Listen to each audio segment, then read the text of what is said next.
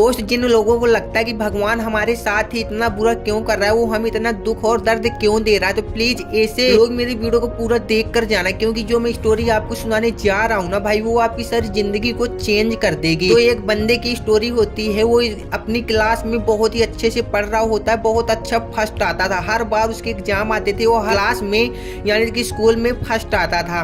इसी प्रकार चलता रहा, तभी ये उसके 12वीं के एग्जाम आ गया और तभी उसने अपने पिताजी से बोला कि अगर मैं एग्जाम में फर्स्ट आ गया तो तुम मुझे क्या दोगे। तो उसके पिताजी ने बोला जो तुम मांगो मैं वो दे सकता हूँ। तो उसके पिताजी ने बोला कि चलो ठीक है, जो तुम्हें चाहिए वो बता दो, तुम्हारी क्या इच्छा है मैं वही तुझे लेकर दे दूंगा। और तभी वो बंदा बोलता है कि अभी हाल ही में जो एक न्यू कार आई है मुझे वो चाहिए। तो उनकी डील पक्की हो जाती है। वो बोलता है चलो ठीक है, तुम सबसे फर्स्ट आकर दिखाओ क्लास में, मैं तुम्हें वो कार दिला दूंगा।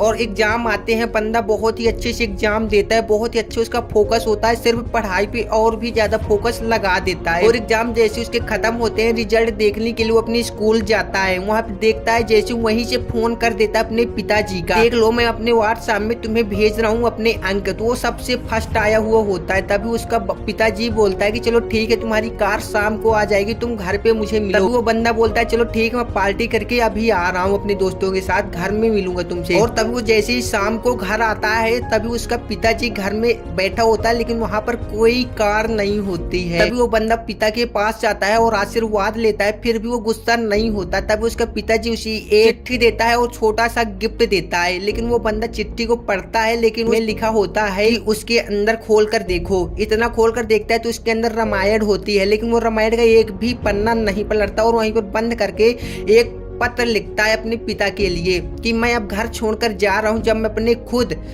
खुद पैरों पे न्यू कार लेकर आऊंगा तभी लौटकर इस घर पे आऊंगा। तभी वो बंदा खत छोड़कर वहां से चला जाता है और ये भी कहता जाता है उसी पत्र में कि मुझे ढूंढने की कोशिश मत करना, क्योंकि मैं तभी लौट कर आऊंगा जब मेरे पास मेरी खुद की कार होगी। तभी वो बंदा वहां से चला जाता है और धीरे धीरे अपना बिजनेस स्टार्ट करता है और थोड़ी थोड़ी करके उसका बहुत ही बड़ा बिजनेस हो जाता है। और फिर कुछ दिनों के बाद वो वापस लौट कर आता है और उससे पिता से अपने कंटेंट करना चाहता है, लेकिन नहीं हो पाता। तभी वो लौटकर घर आता है और उसका नौकर से पूछता है कि पिताजी कहाँ है। तो वो नौकर बोलता है कि वो 10 दिन पहले ही गुजर गए थे। तो वो बंदा बहुत ही उसके दिल में ठेस पहुंचती है कि मैं बेकार ही छोड़कर गया था पैसों के लिए। लेकिन तभी वो बंदा उस कमरे में जाता है जहाँ पर वो छोड़कर गया था और उसके अंदर देखता है तो वहाँ पर कुछ और भी मिल जाता है। क्या लिखा होता है वहाँ पर, एक कार की चाबी होती है, उस पर लिखा होता है पूरा पेमेंट भी हो चुका होता है, लेकिन उस बंदे ने खोल कर ही नहीं देखा।